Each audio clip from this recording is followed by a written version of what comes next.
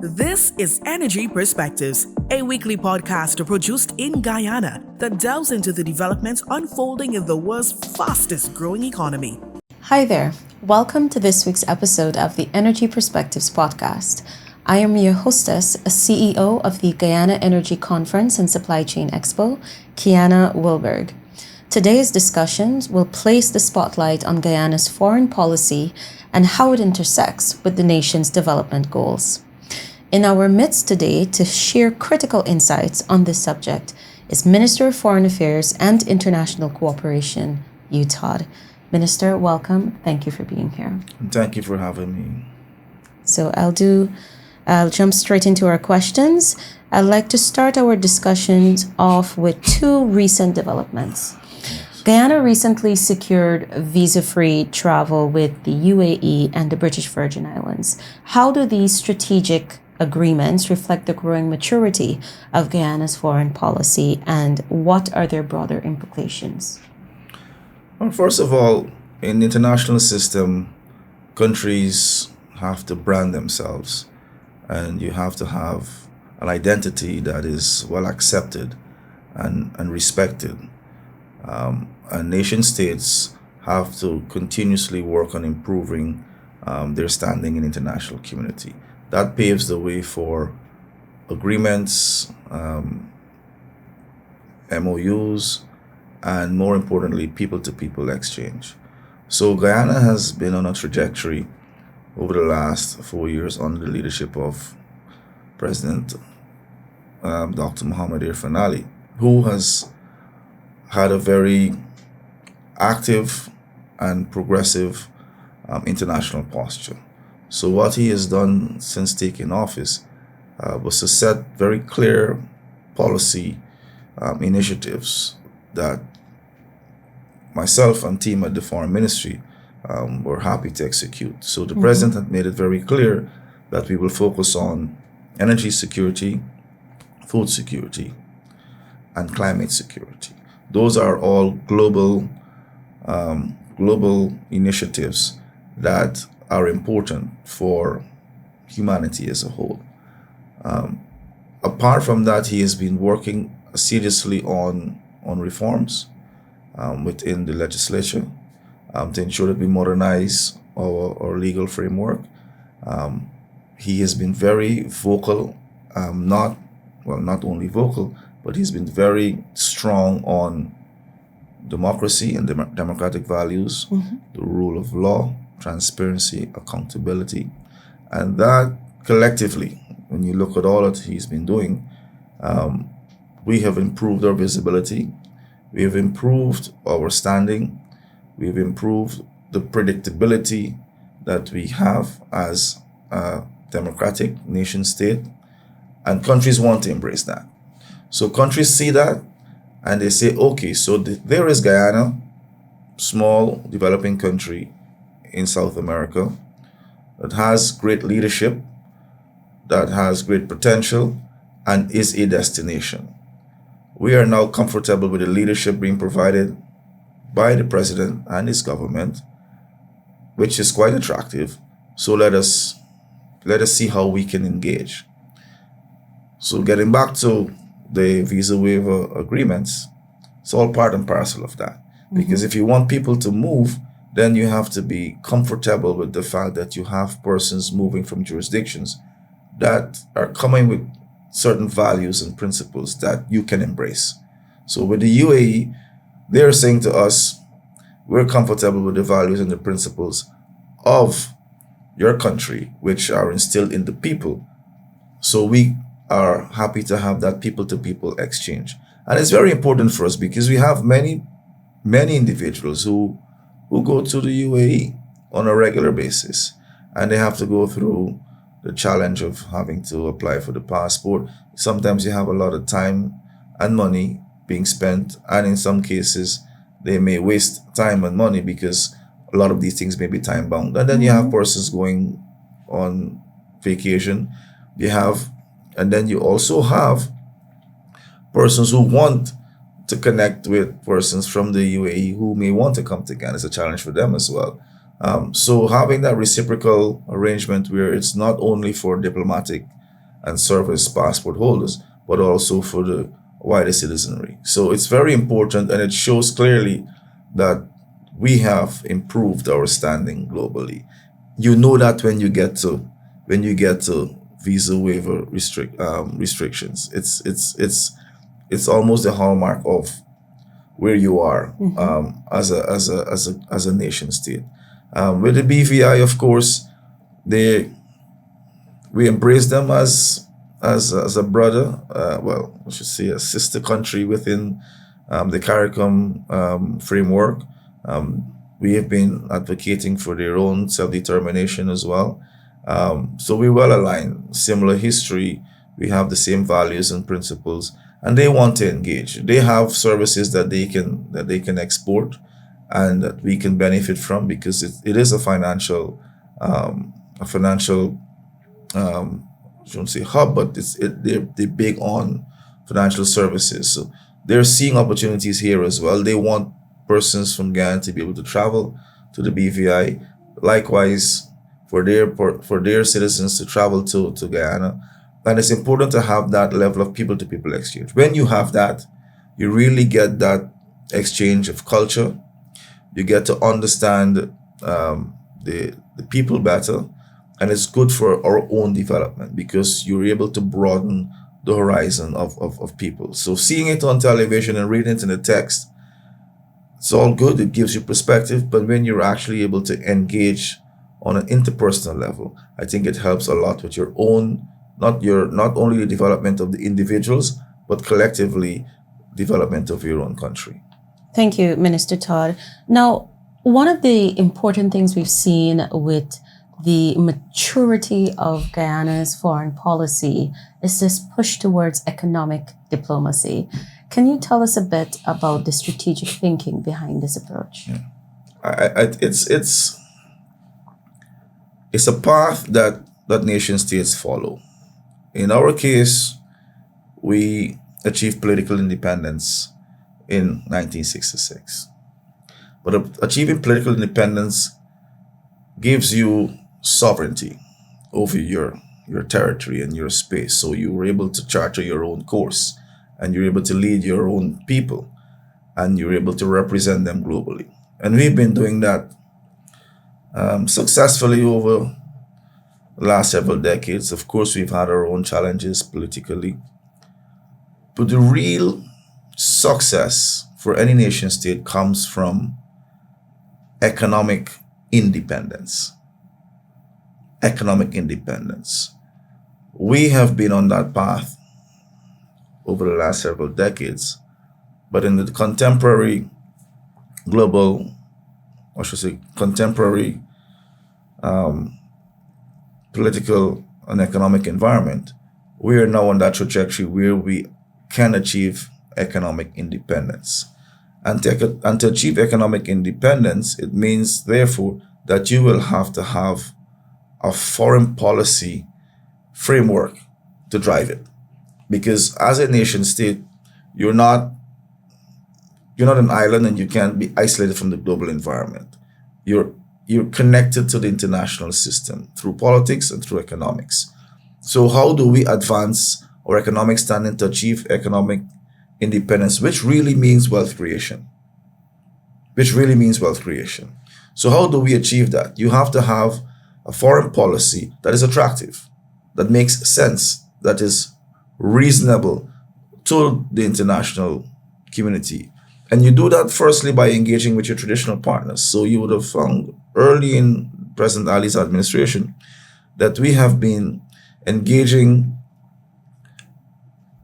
in a very intensified manner with the United States, with the United Kingdom, with Canada and the EU. Those are traditional partners. They have brought us out through the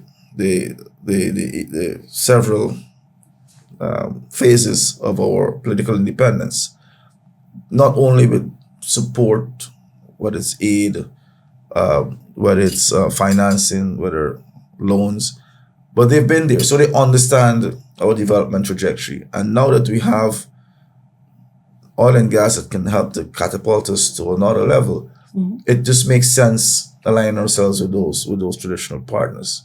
But apart from that, the president recognized also that you have other players globally that we should also engage. So we have strong, reliable partnerships with our traditional partners, but we also need to broaden our footprint. And there you see us engaging with countries in the Middle East, in Asia, and also in Africa.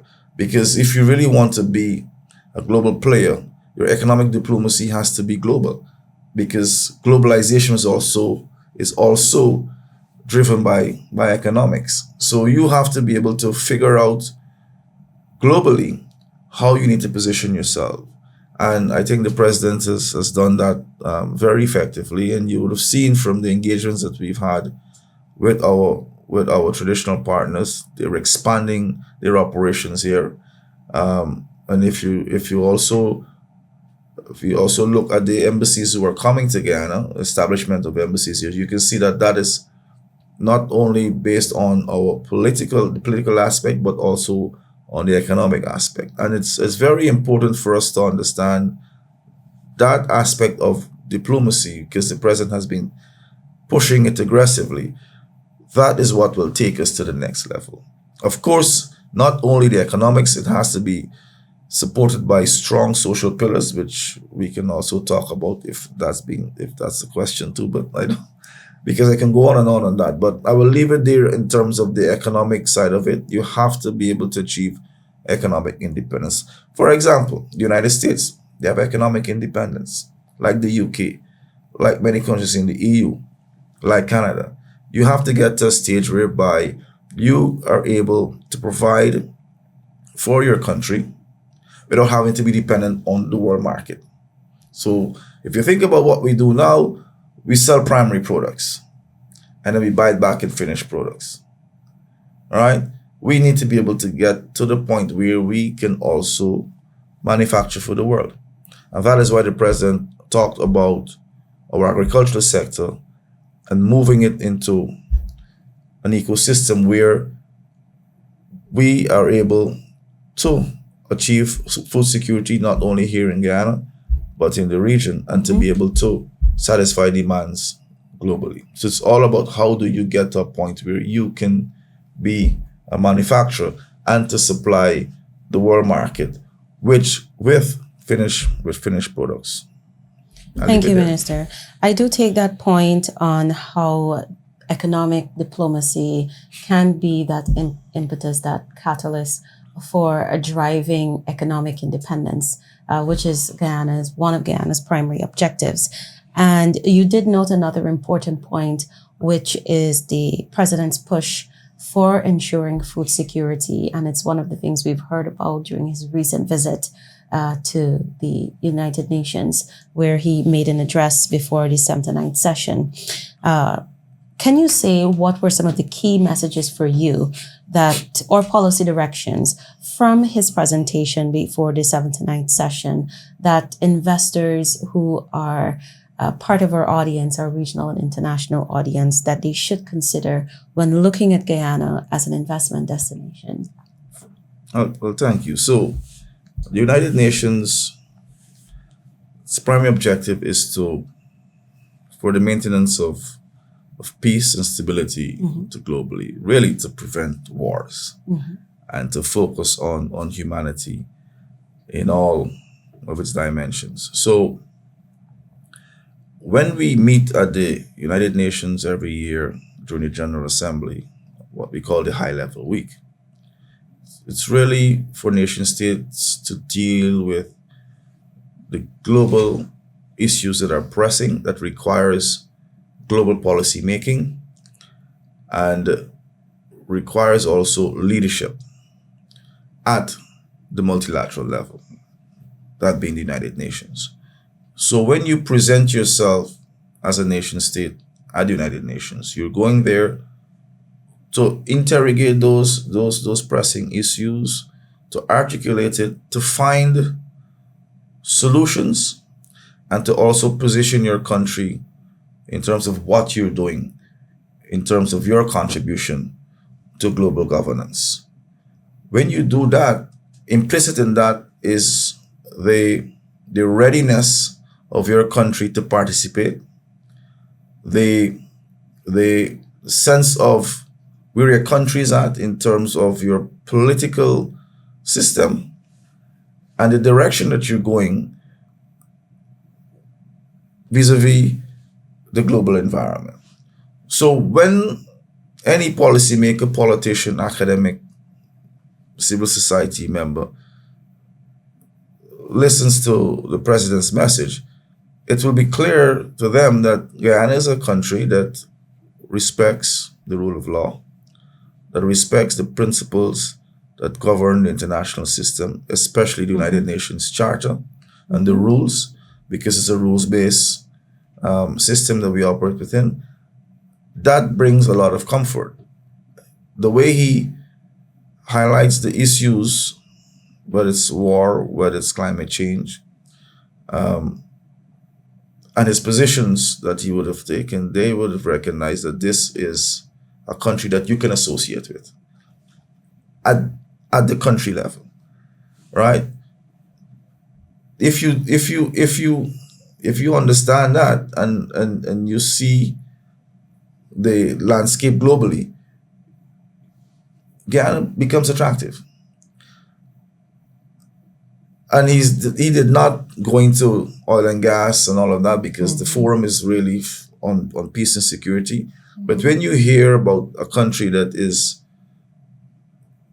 contributing to mitigation on climate change, when you hear a country that is responsible, that feels the pain of what's happening in Ukraine, in Palestine, in the Middle East, the destruction being caused by human activity, and especially with climate change and small island developing states and low-lying coastal states, you get an appreciation that this is a country that understands the issues, a country that is participating in the issues, and a country that would be good for investment. It's these things align. When you see a head of state speak on issues that are relevant globally and their positions are sound, it means that they have good national policies, because your national policies should align with the global development policies or strategies or initiatives. So, for example, we align ourselves with the Sustainable Development Goals 2030. Has everything in it, from poverty eradication to getting rid of hunger to energy, environment, investment, everything. It captures everything. So when you listen to the president's speech and you align it with the Sustainable Development Goals, you recognize that it's all encompassing. This is a country that we should want to visit, because this head of state here, he is speaking on issues that are very pertinent, unlike maybe some countries. So this could be a destination. So when you hear that, and then you hear that there's a energy conference, and you align the two, then you say, hold on, this country is very green. They have good climate action, but yet they're an oil and gas economy. It means that there's a balance. Their policies are aligned in such a way that they are still maintaining that focus on achieving that 1.5 degrees Celsius, right? You want to go there. You want to invest in countries that respect the environment, that respects the rule of law, that respects humanity. Can I leave it? Let me leave it there. Thank you, Minister.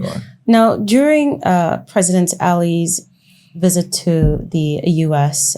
To address the 79th session of the UN General Assembly, he also had some important engagements, one being with U.S. Secretary of State Antony Blinken. What were some of the key takeaways from this engagement, particularly regarding the strengthening of bilateral relations and safeguarding Guyana's territorial integrity? Okay, so that meeting on the sidelines with the U.S. Secretary of State highlights the the growing relationship between Guyana and the United States of America. So what you would find happening during the high level week is that nation states would tend to catch up, if you put it that way, with those other nation states that they are very close with. That is a way of just checking in to say, we're doing well, let's continue to push ahead, because you're in the same space.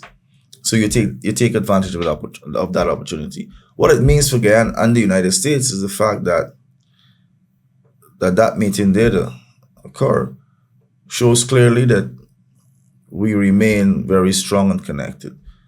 So the conversation will be on, or was on,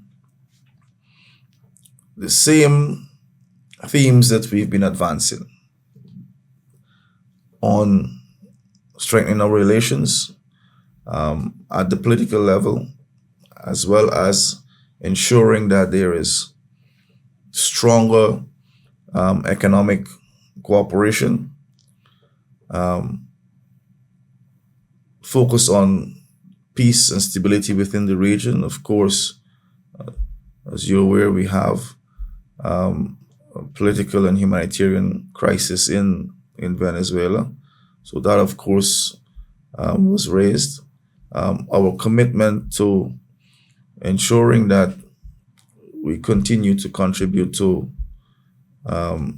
regional leadership, and to always remain engaged at the various levels. Mm-hmm. Coming out of that also is the fact that there are other initiatives that the United States would participate in, that they would want us also to be a part of, because it shows strength, it shows commitment, and it shows the fact that we're aligned not only at the bilateral level, but regionally and at the multilateral level. So there's predictability in how we collaborate in terms of our friendship. And I must say that our friendship and our partnership with the United States is the most intensified relationship that we have globally. And it has its history, and it is very, I should say, structured, and we want to continue to work on consolidating that. When you say intensified, can you give me some more context on that? I should say strong. Okay. It's the strongest. Strong coffee. Strong, good, very strong. It's strong. It's because as a nation state, you'll have partnerships and friendships across jurisdictions, but you'll have some that are stronger than others. So in the case of Guyana and the United States, our partnership is very intense. Put it that way. Mm-hmm. It's very intense. As compared to maybe friendships and partnerships we have with other jurisdictions. They may be strong, they may be good and growing, but when you look at our partnership with the United States, it is the most intense most intense relationship that we have globally. Thank you, Minister. To close, what is your vision for Guyana's role in the international community? And this is looking to the next decade. There are a number of issues that you started this discussion noting that we are pushing to ensure thought leadership on climate security, energy, and food security. So in the next decade, what key topics do you see Guyana being at the forefront of championing and providing that thought leadership on?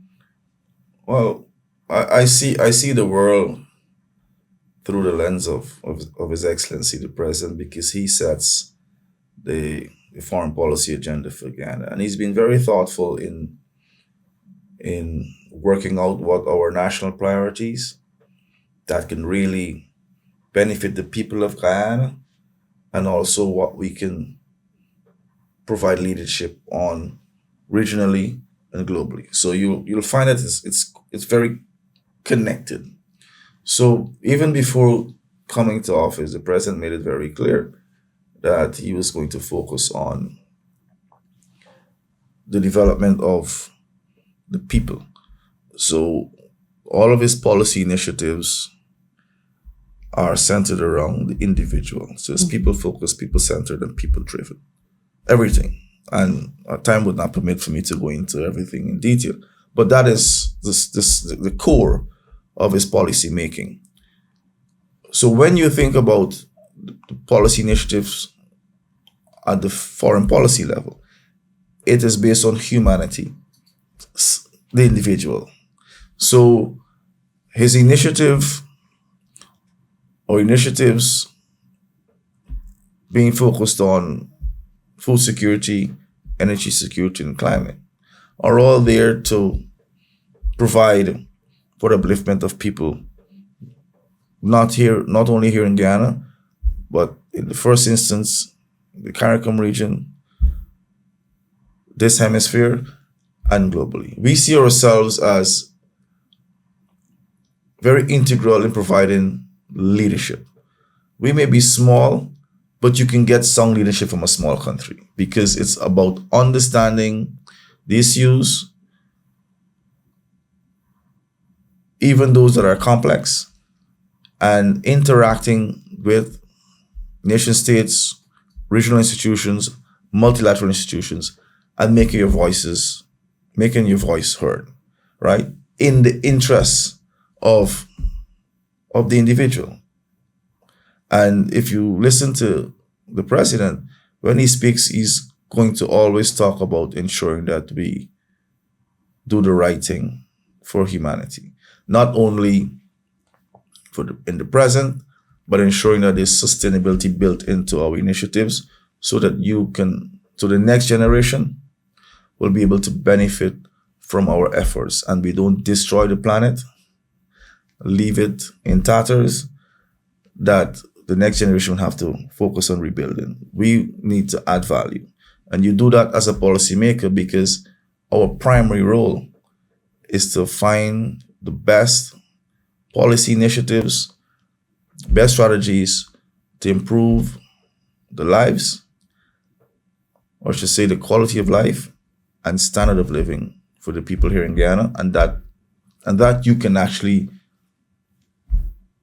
take regionally and globally. So the president would always say our success and our advancement is not only for us, but it's also for the CARICOM region, because the president is very sharp, if I can use that word, in using his political direction to inform sound policy initiatives that will lead to very good diplomatic achievements. So I think I tried to cover it the best I can there. Minister Todd, thank you so much for your insights. And to our audience, we know you've received quite a lot of food for thought. We want to thank you for your time as well. Continue to like and share our episodes with other members of your community. Thank you again. This is Guyana Wilberg saying goodbye and see you next week. Thank you for listening to the Guyana Energy Perspectives podcast. Listen to us on Spotify, Apple, or wherever you get your podcasts.